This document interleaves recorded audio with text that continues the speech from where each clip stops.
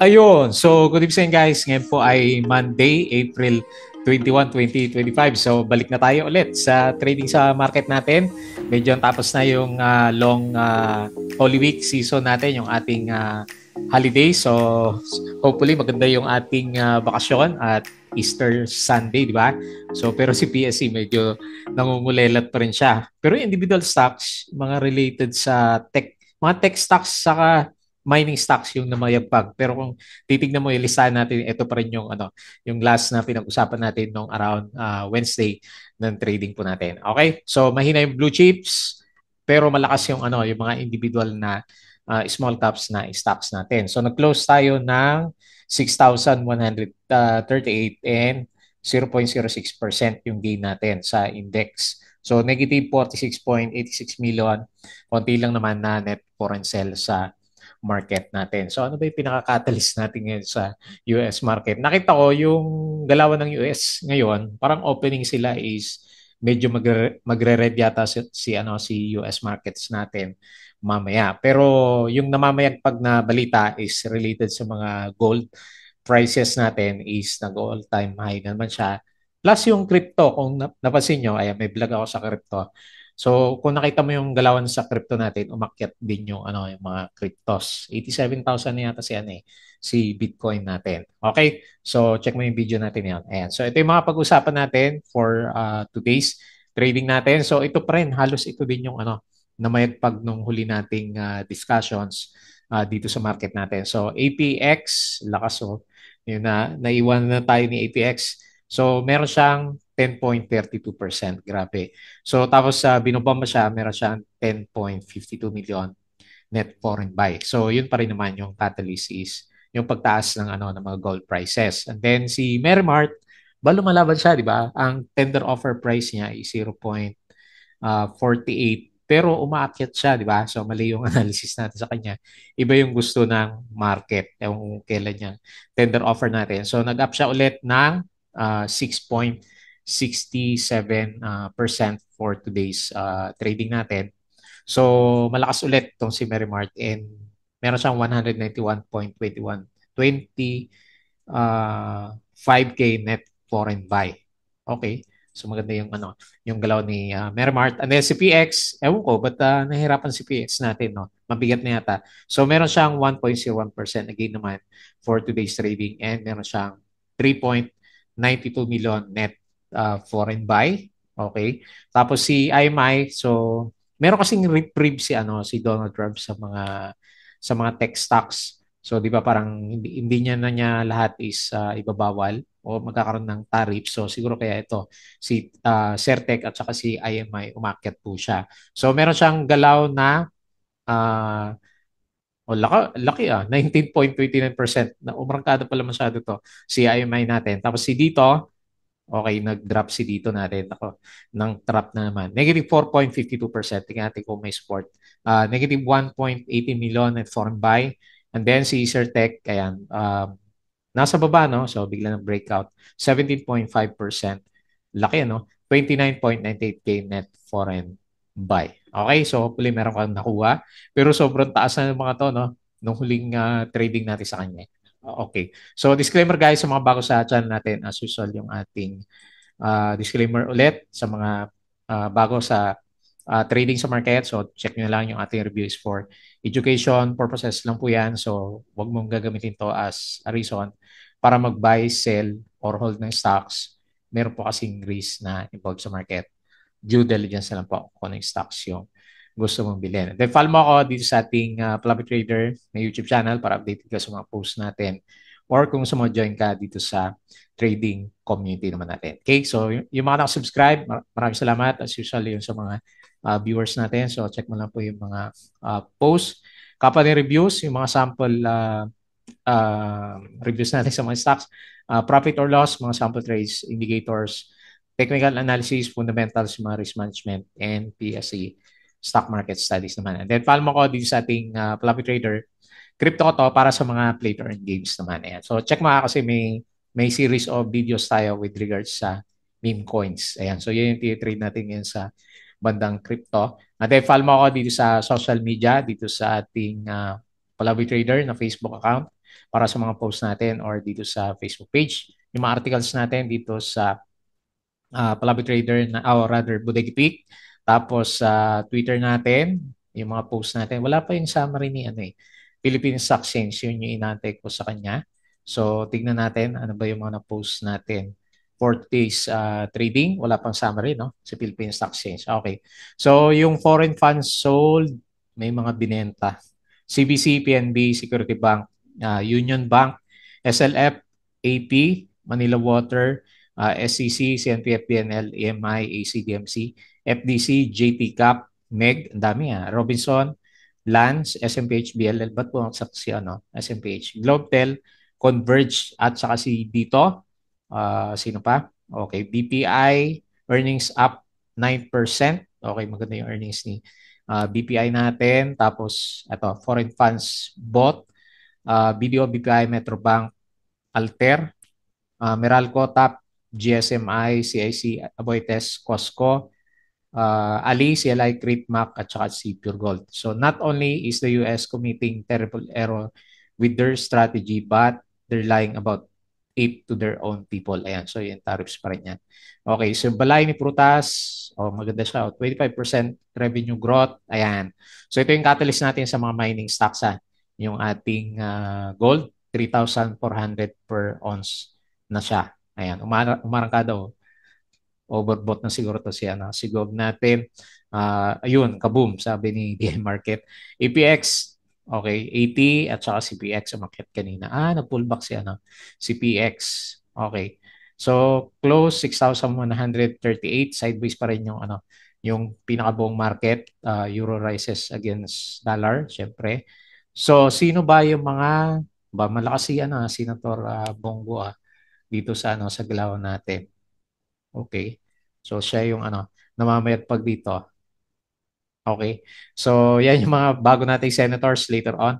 Regardless of politics, what is happening in the US is just an outright tragedy talaga kasi grabe yung tariffs na nakikita natin doon sa kanila. Okay. Tapos SM has exceeded its 35% stake in Domino's. Bakit kaya? Pizza, BPI, okay, nag-close siya positive. PERC reported an 89.2% jump in net income niya. Okay, maganda siya. Tapos si Mrs. G, minor decline. PSE, okay. Converge, nag-drop si Converge natin, no? 12% net income growth for 2024. Cebu, 26.36%. So maganda yung earnings. Haven, so papalitan yung pangalan niya. Change name to Bilyarland Holdings to reflect expansion into the Bilyar City. GMA 7, pangit yung earnings, 35% drop. Meralco, 1% year over year. So yung galawan kanina umaga, sino GGS ang nangunguna, no? Ayan. Pero si SM, bakit kaya? Hindi ko rin napansin kung bakit siya malakas mag-drop kanina. Okay. Tapos sino pa? Meralco, completed upgrade in Tayabas DP substation. San Miguel, maliit lang yung dividends niya, no? 1.7%. ICT, ito medyo mataas, 4.16. BPI, 3% lang yung dividends yung bababa, no? Plus, baba din, 2.41% yung dividends natin sa kanya. Okay, tapos yung mga galawan last Friday. End of Ferro, 2. Okay. International, Just Trump watching, Double Dragon acquired 35% of Merrimart naman. Okay. So, yun yung galawan natin ngayon sa mga balita ngayon dito sa market natin. Okay. So, tech stocks at saka mining stocks. So, mga tech stocks saka mining stocks yung namamayagpag. Okay. So, reminder ulit doon sa mga gustong sumali sa trading group natin. So, check mo lang po yung ating Patreon channel naman. Okay. So, tingin tayo dito sa galawan na markets natin. Hindi natin nakita yung wala yung summary yung mga big caps natin. So, anyway, basahin natin 'yan. So, based dito sa galaw natin, 6.3 at saka 5.8 pa rin naman. So, range trade lang muna yung galawan natin dito sa market kasi nga medyo wala pa rin tayong foreigners eh. So, negative 46.86 million net foreign sale pa nga tayo based dito sa galawan natin for today's trading naman. Okay. So, 6,138. Ang lit ng ginagalaw ng index natin, no? Parang wala masyadong epekto yung ano eh, yung galawan sa global market dito sa atin. So, kung mapapasin mo yung galawan nila last bago mag-weekends, mataas yung ano eh, yung galaw ng ano eh, mga Asian stocks pero sa atin dito sa Philippines. O siguro dahil yung impact na rin ng ano ng mahabang bakasyon natin. Okay. So BDO nag-up siya 1.37, Ali 1.05, tapos yung mga big ups muna, BPI so nag-up 2.35, nag-drop si URCO 2.7, SMPH, di ko rin alam bakit siya nag-drop. Okay naman yung ano annual earnings natin. Meralco, ayan, so nagpo-pull back.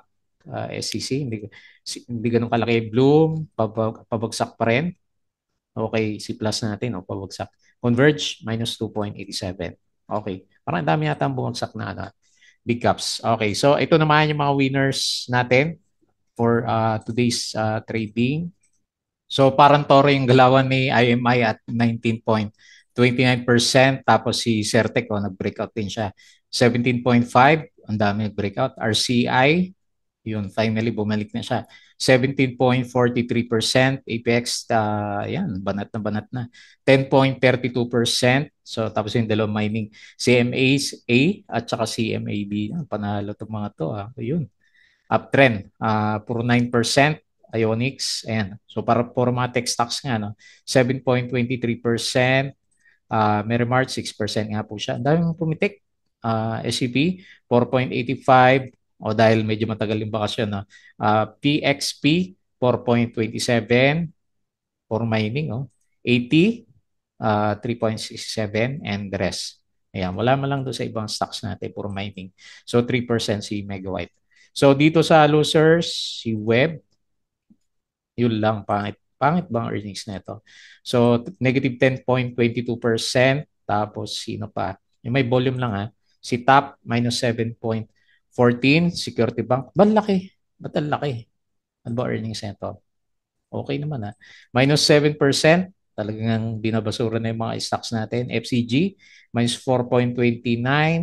Dami Okay, DNL minus 3.28 and Ayala Corporation minus 2.96. Okay, so dali yung mga big caps ulit natin. So silip tayo dito sa Galawan sa global markets.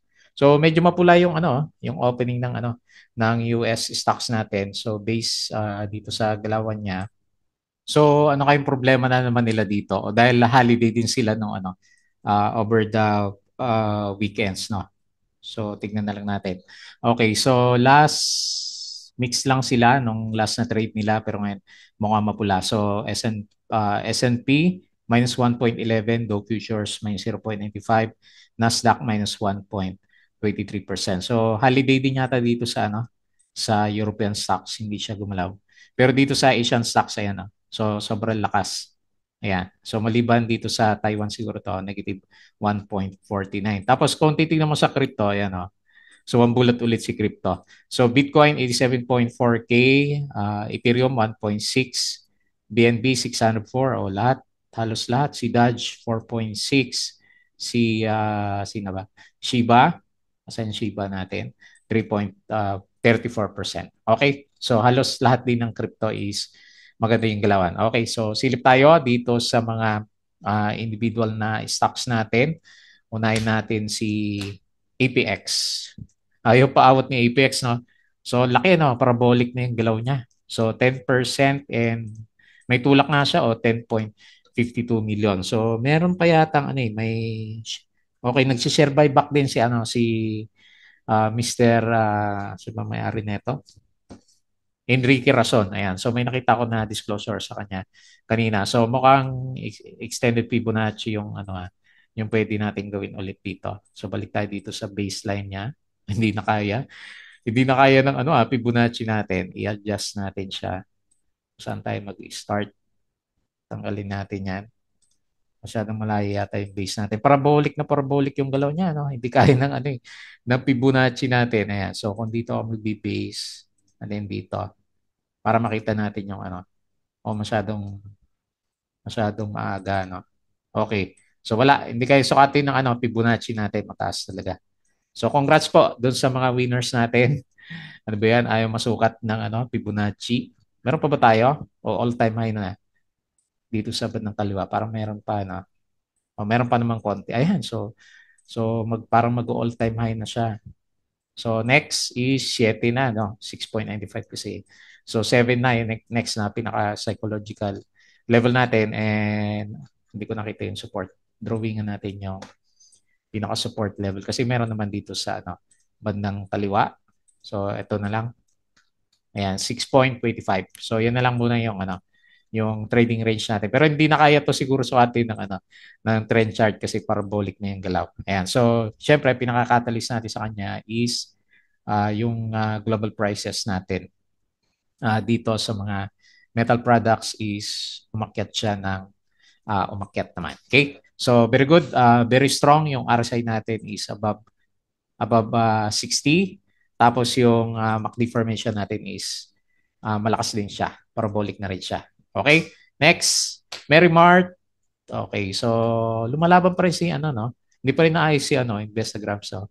So kailangan siguro mag-ano ka na, mag-subscribe sa niya, sa dito sa real trading time niya. Okay, so based dito sa galaw natin, nauntog siya dito. Nag-resist siya, tama yung resistance niya.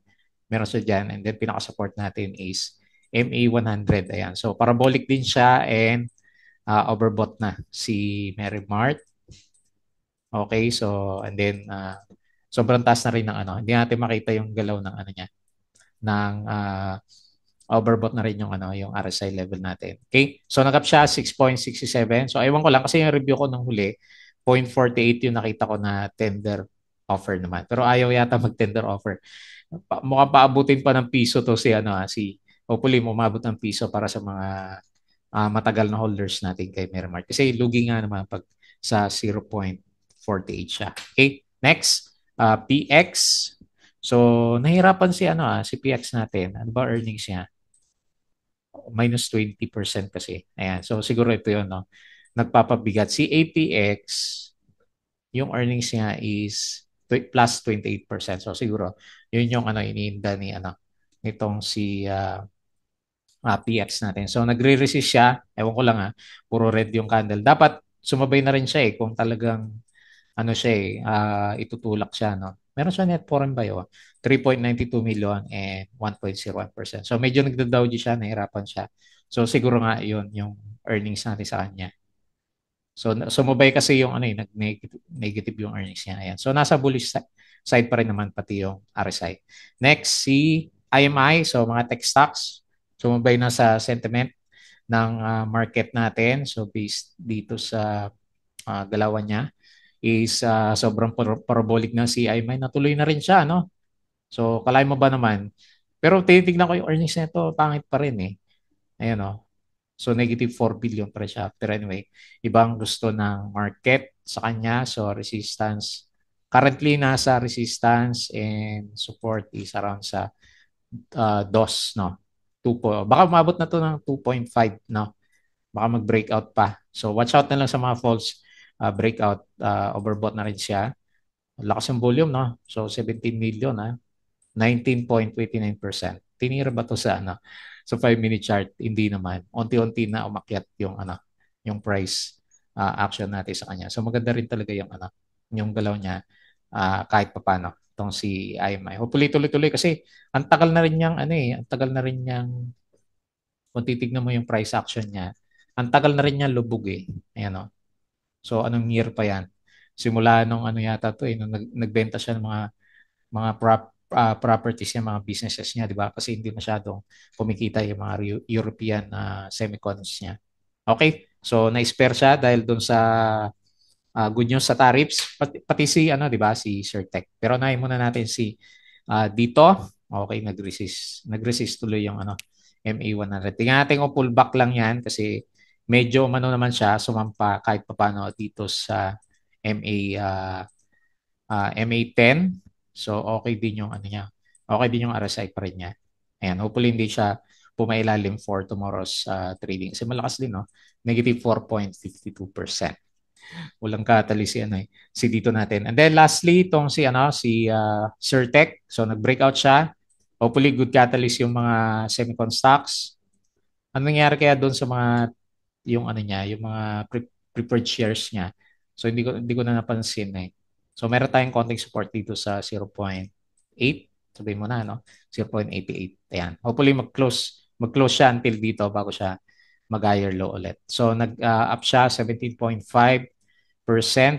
Anong nangyari sa 5-minute chart? Okay. So talagang binomba din si Surtech natin. So tignan natin yung day chart ulit. Malayo ba? Oh, pero okay, may resistance. Pero pag medyo nakalampas siya dito, maganda. So dito tayo titingin sa 1.13. Ayan. Hopefully makabalik na siya. Grabe din kasi yung yung downtrend niya. Ayan. Pinitik bigla yung yung price, yung RSI level natin. Okay? So ganun na lang muna yung ating review. So medyo grabe yung hina ng mga no, mga blue chips natin. So yung galawan ng mga blue chips, hindi mo naman papansin ngayon eh. Ang lagi na lang natin hinahanap is yung mga small caps na pwedeng pumitik. Kaya lang, ang problema, pag pitik naman ng mga small caps natin, 10% kaagad. Ayan. So, di mo lang kung trap o didiretso yung kanilang galawan. So, pero siguro hanggat ganyan, mahina yung foreign buying. More on small caps pa rin tayo for the coming few days. Hopefully, tuloy-tuloy na yung recovery ng market. Okay? So, yun lang muna yung ating review. As usual, bago tayo close, please don't forget to subscribe dito sa ating Palabi Trader na YouTube channel. Sa Crypto ko, follow mo ako dito sa dito sa meme coins. Ayan. Hindi ko muna tinuloy yung isang crypto chipit natin kasi si Binance nga is medyo mabagal yung galaw niya. Then follow mo din ako dito sa Facebook account na Palabi Trader Facebook page, Bodega Peak, Twitter, and Patreon sa mga gusto ng guide. Sali lang po kayo dito. Okay? So yun lang. Maraming salamat. Kita ulit tayo bukas.